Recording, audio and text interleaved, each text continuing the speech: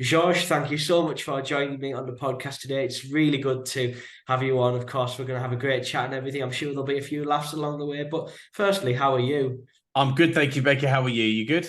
Yeah, very good. Thank you. Looking forward Good. to this chat. Have been for the last few days since we organised it. But I want to get going today, George, by kind of something a little bit different because, of course, appearing on Married at First Sight being a big thing for you at the moment. But I hmm want if you want to kind of explain a little bit about yourself before the experiment to the people who are watching and kind of explain a little bit about what you did and everything, because yesterday on your Instagram, seeing that you were involved in kind of the medical side of football, of big football Yeah, fan here, it really yeah, interested me.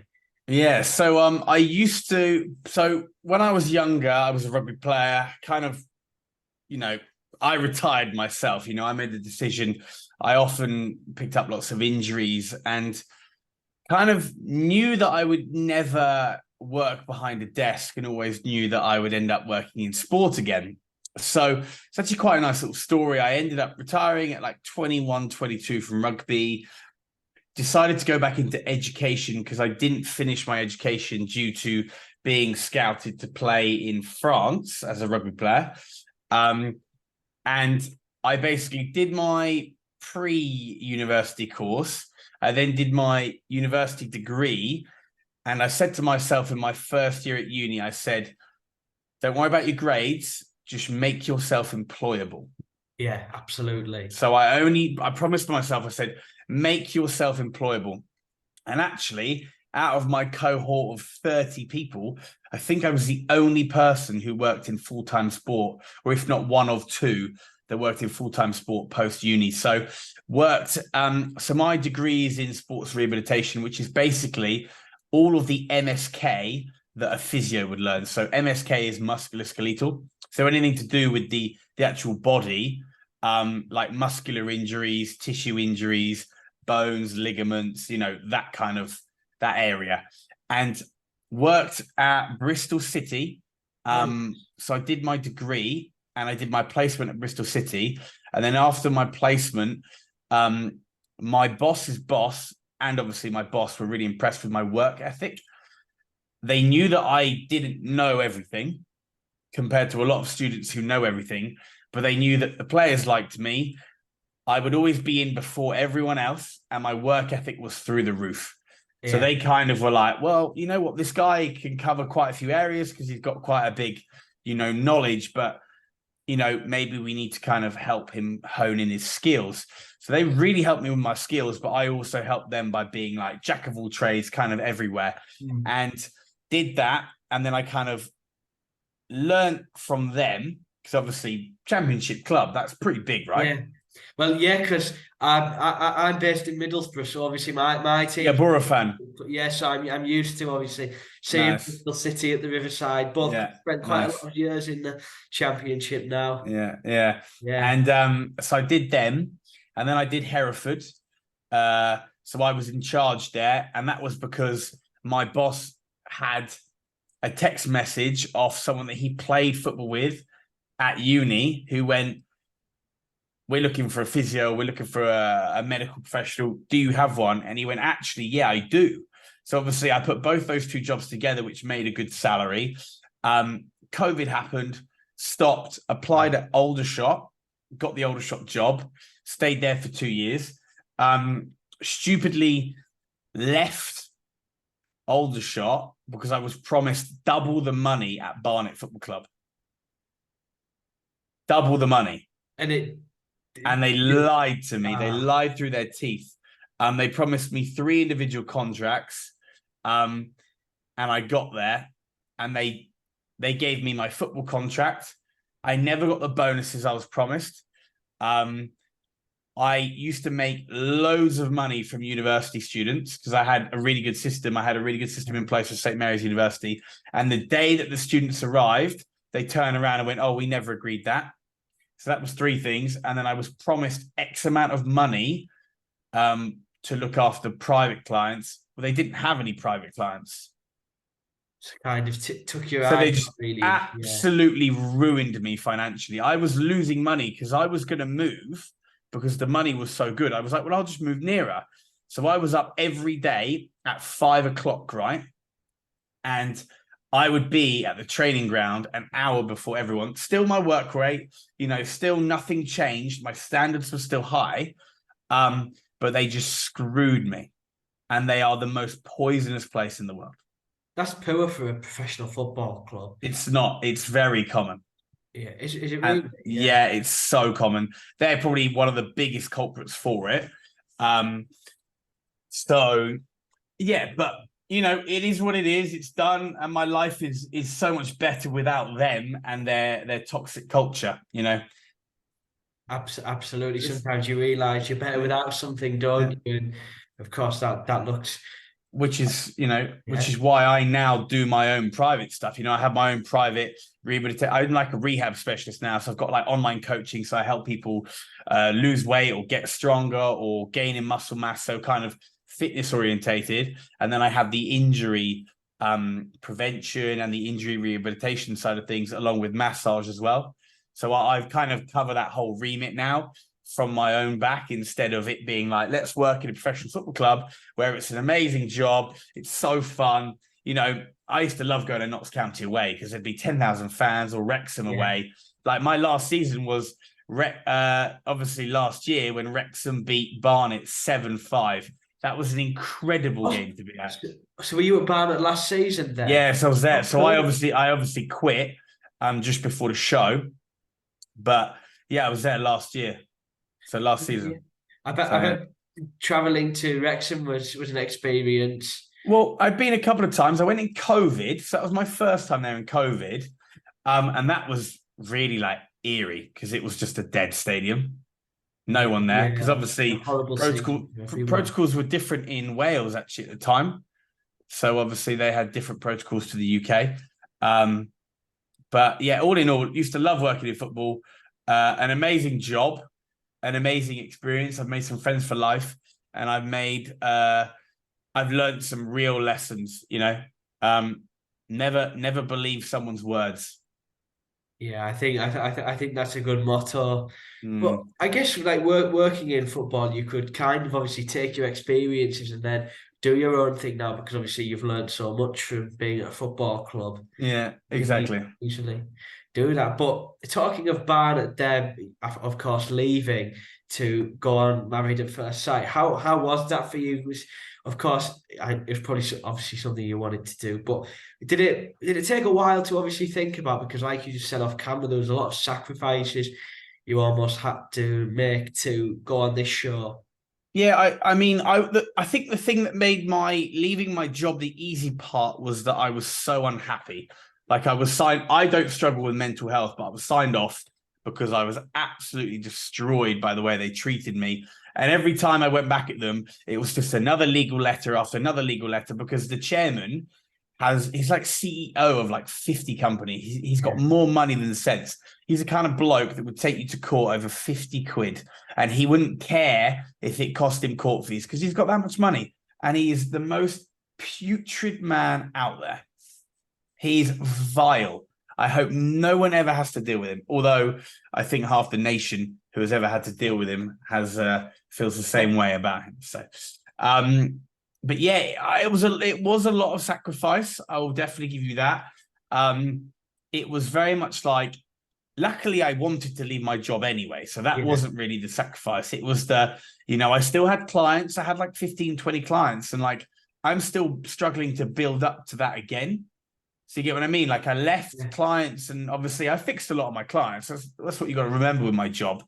You fix people, but you fix people and then they don't need you again. And word of mouth, if they don't have anyone that needs fixing, then it's a bit of a tricky one. So I had a steady income from that on the side.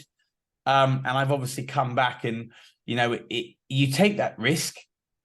But, things are picking up for me, and just an opportunity to kind of, just let people know what you do is always good.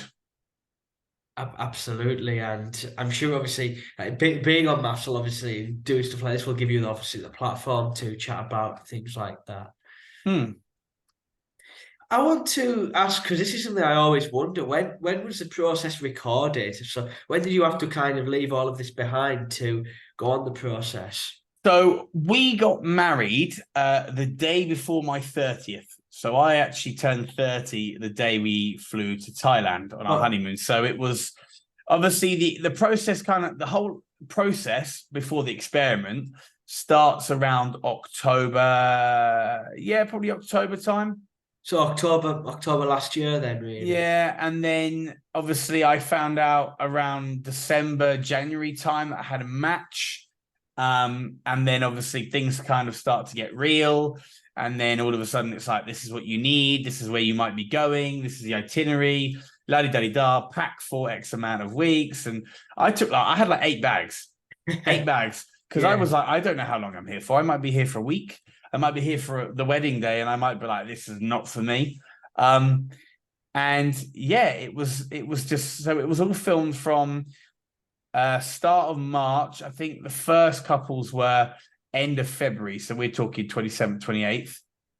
Yeah. They were first two, because I think we were the third couple to get married. And then it finished middle of May. They stopped filming.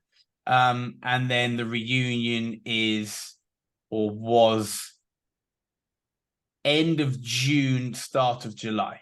So kind of a few weeks to obviously let things settle. And then 6 weeks they do, because they want to see if people are still together, if things have worked, because people don't work. People don't work out in the real world. That's the reality of it. Some couples they saw each other like once. I was just like, what? How is that a relationship? So this is actually some of the couples that are on the show currently go out and only end up seeing each other once. Yeah. Ooh. I'm obviously aware you're probably not allowed to say, but this interests me. I won't disclose, but and then there was one couple spent like every moment of every week together. Really?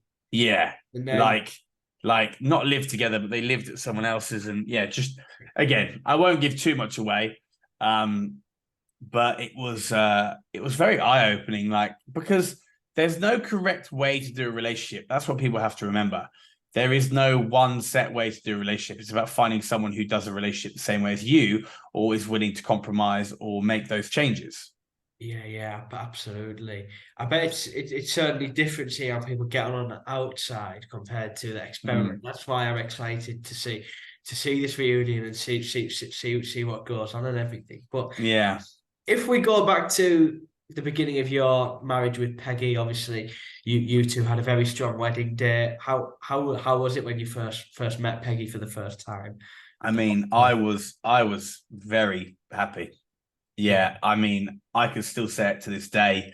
She was the most beautiful one out of everyone in the experiment, which is, I mean, I don't care what people say. Oh, you shouldn't look at someone for their vanity. Vanity is important to me. Yeah. And that's just my preference. That doesn't make me a bad person. That doesn't make me narcissist. That doesn't make me anything. It just means that I have a preference, and I want someone that I look at and I want to start clapping. I want to be like, wow, whoever made you needs a fucking pay rise. Like, you need a crown and everything. Like, you're amazing. And that's exactly how I felt. I'd be the same. Yeah. And vanity is important to me. So, I turned around and I saw Peggy and I was like, holy Jesus mother, thank you so much. And I was experts. Yeah, I was like, thank you so much. And obviously, as I got to know her, it was amazing. She is a beautiful person inside and out. And we had our challenges. We came from very different lifestyles, very different backgrounds. And, I won't give anything away, but all I will say is that it was a breathtaking experience. Yeah.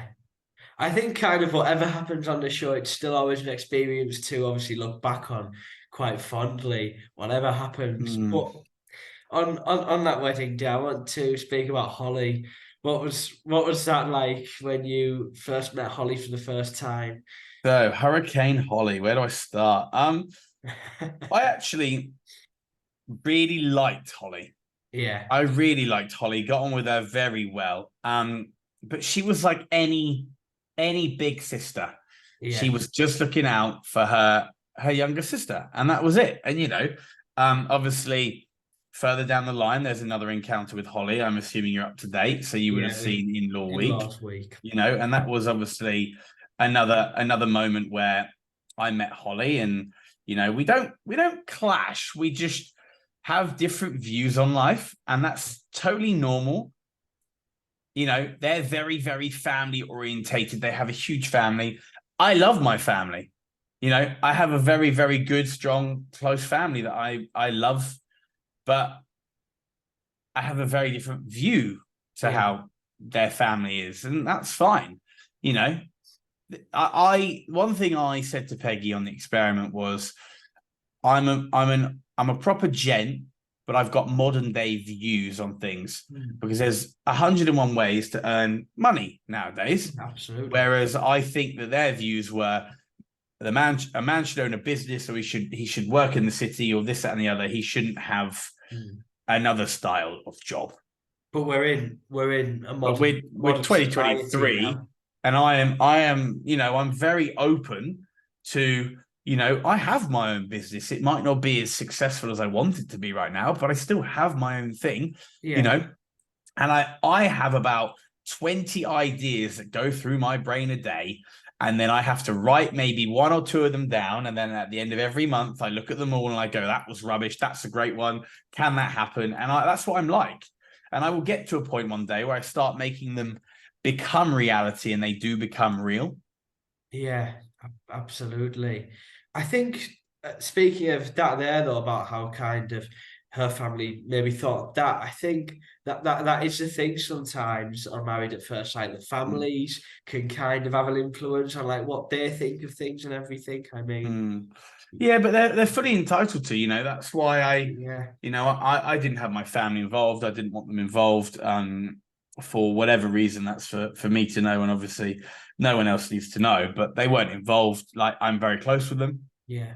People might ask. No one's actually asked. Actually, not one person of the public, from what I've seen, has gone, where was his family?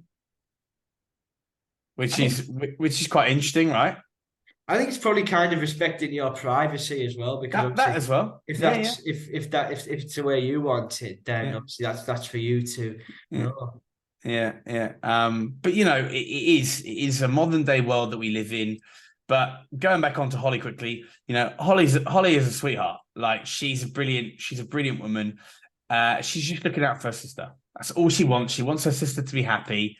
And that's the main thing.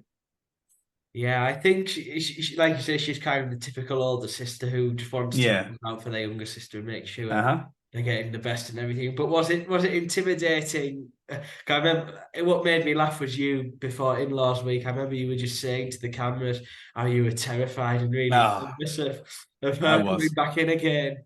I was, because when I first met her, I obviously misjudged her and didn't realize how she would deal with me. Like, most people take me with a pinch of salt, and they're like, "Oh, you're funny, you're harmless, like you haven't said anything nasty." And like, just that simple wink to a friend, she was like, "Nah, what you doing?" And I was like, "Okay, well, I mean, you've got a point. It was rude, so I owned it." Oh yeah. But it was a little bit like, "Fucking hell, all right. Like, why are you pulling me up on that? Like, it's nothing." So when I saw her again, I was just like, Jesus Christ, like this could go anyway. And it was I just wasn't I wasn't too confident. I'm a really confident guy. Yeah. It was probably one of the moments in the experiment where I was just like, today could end the relationship purely because of the way her sister is.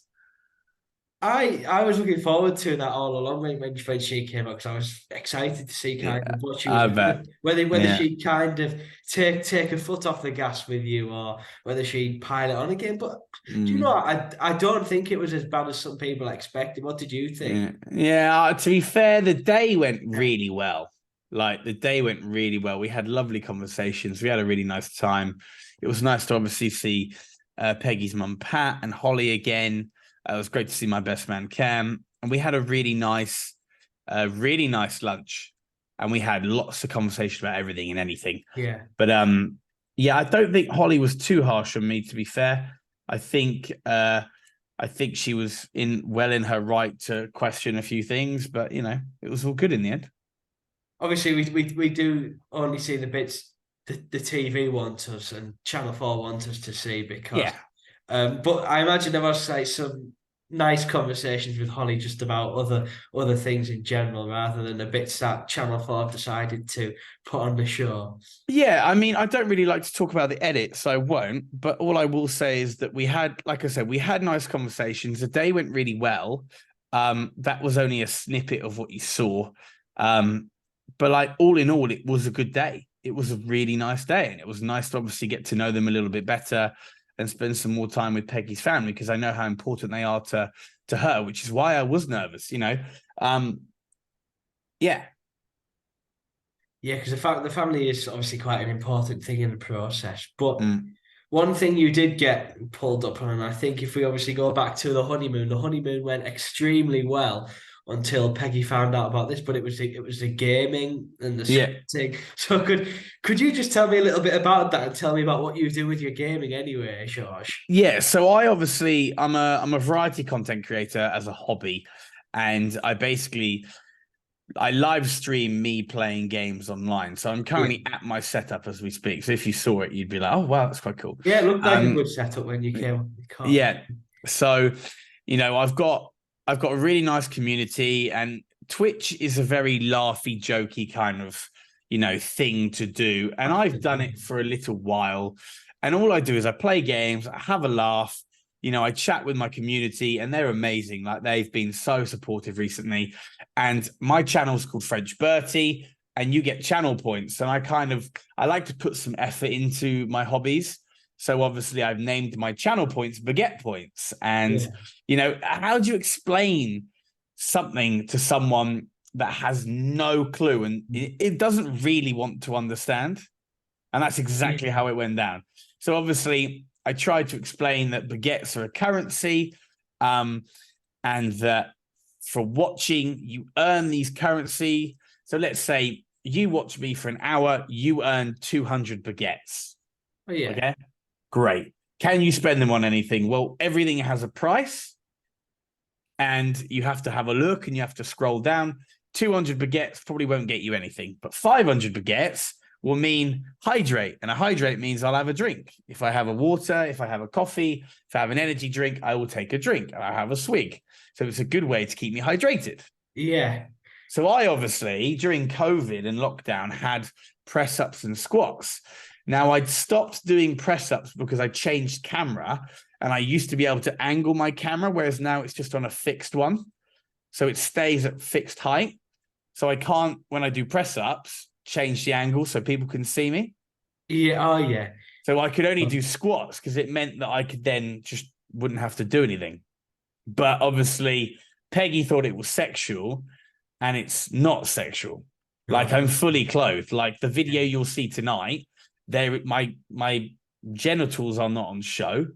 My anus is not on show.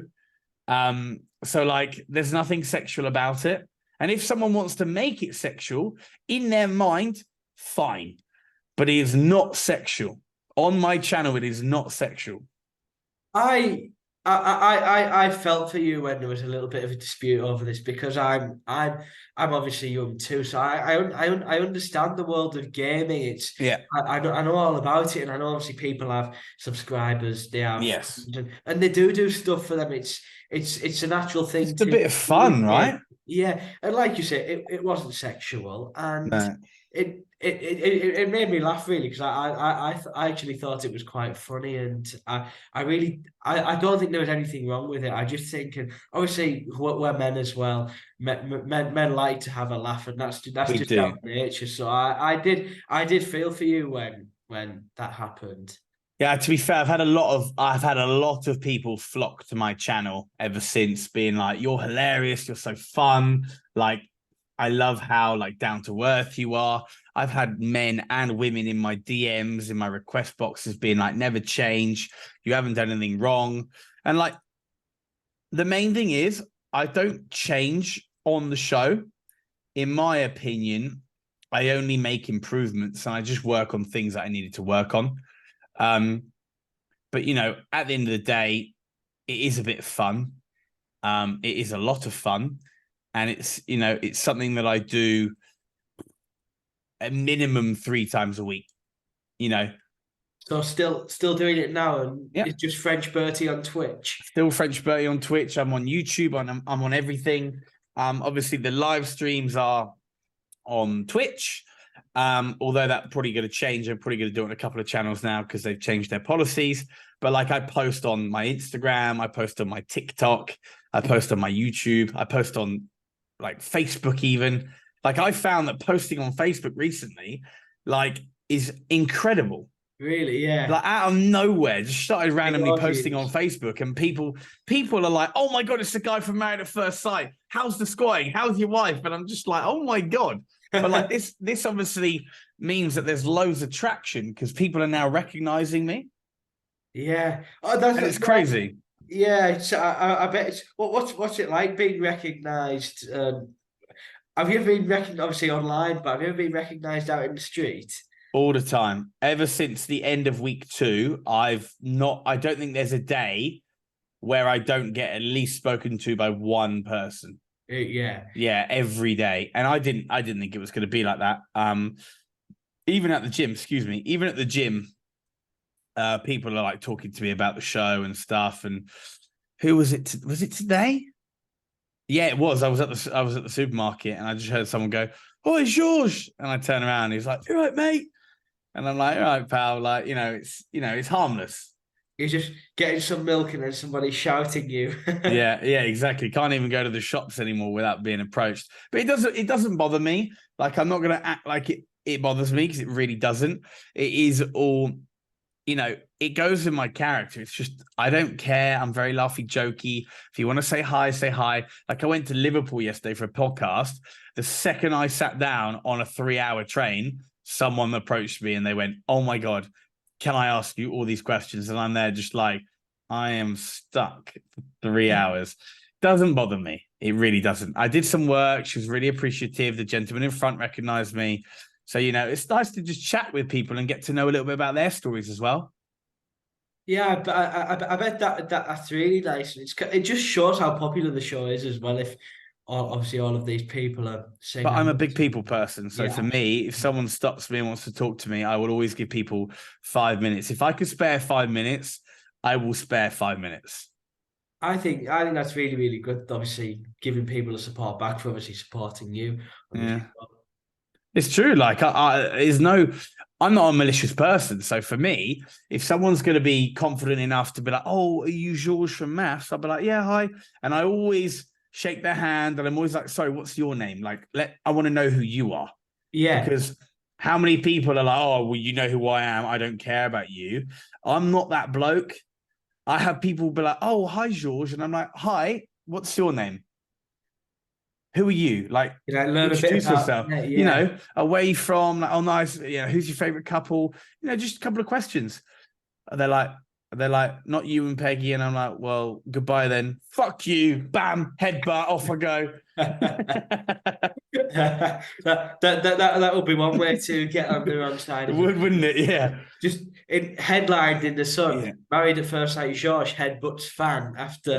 Leaves fan with black eye. Yeah. After not being favorite. But on all of this, I will check your gaming channel I out appreciate after that. this. I appreciate Absolutely. that. Yeah, please do. Please do. What games do you play? You name it. My biggest thing is it's variety. I like to play variety. So at the moment, I'm playing a lot of Call of Duty. I play a little bit of World of Warcraft at the moment. Some GTA role play. Yeah. That's quite in at the moment, and a lot of people are like, "You'll do well on that because of my personality." I've played a bit of Dead by Daylight. I don't know if you know what that is. It's like a horror game. That one. And then I'd probably say I'm playing a game called Lies of P at the moment, which is basically there's a genre of game which is called Soulsborne, which is like Dark Souls. I don't know if you've heard of that. It's a really hard style of game where the game's very unforgiving, and you're a character. Everyone's the same character, and you just progress through a story. But this is a story based on Pinocchio. Also, obviously, around all of that stuff, yeah. Yeah. So like a lot of kind of action games, really. Yeah, a bit of everything. Yeah. Like I play some RTS games, which are more real-time strategy, a little bit like Age of Empires and stuff. Oh yeah. Yeah, I Yeah. don't know if you remember Age of Empires. Yeah, they brought out a new one, and that's a really Yeah. popular game. Um, but yeah, I just play a bit of everything. I like all styles of games. I was always a FIFA guy. Do you ever play that? I I did.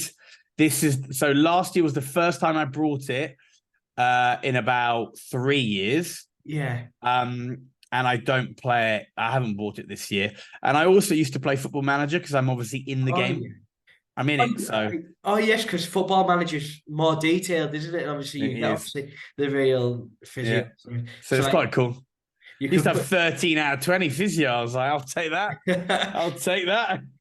sign yourself for Manchester City. Oh yeah, we used to, everyone like I used to have viewers come in being like, "Oh, I've signed you for my team," and I'm like, "Amazing! Like, so cool! Like, how cool is that? People coming into your channel purely because they've signed you." Signed you for their team. Yeah, Yeah, that's really cool. Yeah, but I'll be sure to check your channel out afterwards. appreciate it. Really do. I want to speak about some more of the drama now because I Yes. think, as a viewer, I think I imagine I can speak for many viewers as well. A viewer's favorite episodes probably the dinner parties because I think obviously they're just full of drama most of the time. The first one was quite nice. Well, actually, no, there was the Porscha and Terren's drama. Yeah. Oh, Porscha. It was all around them. But yeah, you had a little bit of a spat with Porsche at one of the dinner parties. It was her last one, actually. You had a bit of a spat with her in. So See, we just never got on. You know, we never got on. She was a very difficult individual, and I think my biggest problem with her was that she was play acting. yeah, You know, it was obvious from day one that she was very, very difficult. She was play acting, and she knew what she was doing. But luckily, ding dong, the witch is gone. the thing is, I like Terrence as well. I thought Terrence was a Loved really Terrence. genuine guy. It was a shame when Very he genuine. went, but Yeah. yeah, I wasn't Porsche's biggest fan either. No, I don't think a lot of people are, to be fair. I've not seen much, I haven't seen much positive feedback on her. Um, it's a shame because actually, the one encounter I had with her off camera talking to her, we got on really, really well. But it was like she was one of those individuals that the camera turns on and Did she she just change? became someone else. And it's just like, Not why? genuine. You know, and obviously there's lots of cast members like that. But, you know, I just stuck to my guns and I just did me. Just pride yourself on who you are. Yeah. Just stick to who you are and what you are. And if people don't like you, they don't like you. It's okay. Life goes on. Otherwise, it's not being authentic, is it really? Well, sadly, that is reality TV, isn't it? There's a lot of people who aren't authentic. Yeah. And you do get caught up in it. Don't get me wrong. Like you're living and breathing it. You don't know what's right and what's wrong anymore. You know, and you can only go off what you're seeing. So it is, yeah, it is a really hard situation to be in. Because at times, like people would say stuff to me and I'd go, really? I was like, I don't see it like that. And I do think sometimes I was a little bit blind during the experiment. But again, like, you know, you guys will see, and I don't want to give anything away. So Well, we'll soon see. you But will. yeah, what was it like at the dinner parties? Kind of the atmosphere was. I heard someone say there was a lot of security there as well as it went on. So as it progressed, obviously there was some security and it did end up getting heated. But I would say the dinner parties were always good, but you always knew something was going to come back to bite you. Yeah, Um, Dusty box. yeah, and also if you didn't say your bit, then you know you'd always have quite a quiet evening, which is why I did a party 4. I didn't say much. I don't think I said anything actually. I ate my dinner, Peggy's dinner, Bianca's dinner. I think that was it. Yeah, it was really nice filet mignon with a little bit of puree and some asparagus. I was over the moon. I was very well fed that night, and my body language was so chilled. I was like, look, the week before, everyone hated me just because I went at the person who had been the most disrespectful. Yeah, which was okay. And they're all in a group. They're all in a clique. They've all ganged up on me and said they don't like me. Fine. Okay, cool. I'll just take a chill pill this week and I'll just do my own thing. Because the next dinner party, I won't. Next dinner party, I'll say my bit. Absolutely. And which one was dinner party for again when you were quite quiet? That was the latest one with Nathaniel and Ella. Oh yes, yeah. I think that's probably been the most heated so far. What was it like being in the atmosphere at that one? You know what? I was so engrossed in my dinner that evening, I didn't care. It was good. To be fair, I did leave the room to make sure Nathaniel was okay because I do like Nathaniel. But it was fine. Like, I just let everything go on around me, and you could just feel the tension in the dinner parties. You can really feel the tension. You can cut it with a knife. But, if you just do your own thing, then you should enjoy your evening. Are you still in touch with Nathaniel? A little bit, but I think he's just distanced himself from the group. Yeah. A lot of us keep in touch with each other, but he's very much kind of distanced himself and kind of does his own thing now. So yeah, it's a shame because I hope he's doing all right because I did like Nathaniel. I thought he was a really genuine guy, and obviously it was a shame what happened there. But what were your thoughts on all of that, which has recently gone down in the last couple of days? I mean, I think my opinion at the time was that, well, actually, I'm not going to say anything. All I'm going to say is my opinion will become very clear this week. Oh, there you go. That's the teaser for this week. From what I've been told, my opinion will be shown this week. Oh, well, interested to. So if it isn't, then I'll be upset because I was very vocal about the whole situation. But again, you never know what's going to make the edit.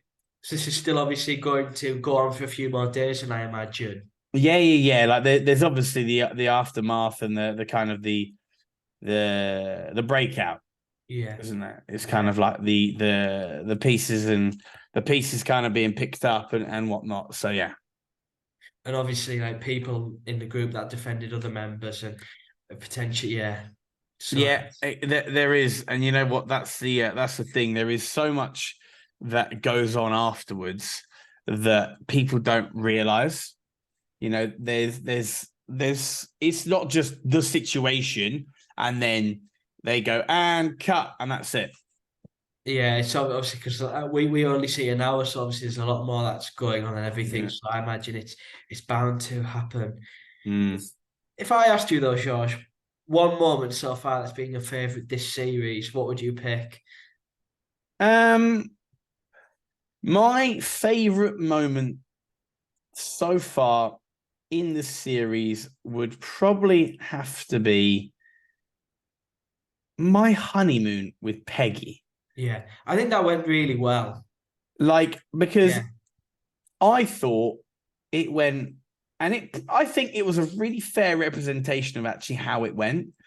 Obviously, you missed a few things, but I really liked it. We got to go somewhere that we both wanted to go. We had an amazing time together. We were learning about each other, and I think all in all, I think it was a pretty fair representation of how it went. So I'd probably say that, or I'd say Dinner Party 3. Yeah, I think they were both obviously quite big moments for you. Yeah. So I'd probably say those. Obviously, the wedding day, you can't deny that the wedding day. That's special. Well, yeah. I mean, from what you saw of the wedding day is very different too. But again, I don't talk about the edit, so that's fine. But yeah, so I'd probably say honeymoon and Dinner Party 3. So, and there's so much more to come. Yeah, I've always wondered this. How much more is to come on the series weeks wise and everything? 4 weeks. I think another 4 weeks. Yeah, because I couldn't see it ending anytime soon when there's just been new couples introduced. So yeah. So another 4 weeks. So this week, and then 3 more. Also, looking forward to. Yeah, so lots more. I wanted to ask who have you, because I do want to come back and ask for a little bit of a teaser off you what's coming up tonight. But before we Yeah. do speak about that, I'm going to ask who out of the cast are you still very friendly with? Then, of course, a lot of you seem very close with Adrian. Of course, we Yeah. haven't seen much of her and Matt yet after just being introduced, but they both seem like lovely people. But Yeah. who are the cast members that you are probably the most closest with still? I'm very fond of Arthur. Arthur, yeah, I like that. Me and Tom got on really well when the show first finished, but he's a lot closer with the others. So I'm not gonna beg for a friendship. Like, I know where I'm valued. I was there when he needed me, but he's very much kind of, he doesn't really. I don't see any sort of love that he showed me compared to the love he shows the others. Yeah, I'd probably say yeah, I like Matt. yeah. But again, yeah, Matt is a good guy. Love Paul, love Terrence. Terrence is a very good man. Yeah, I'd probably say I'm close with them. Adrienne is an absolute babe. We got on like a house on fire, and you guys will see that. Like, you'll see that. I think you'll see that soon. Very soon. Maybe not this week. Yeah, maybe not this week.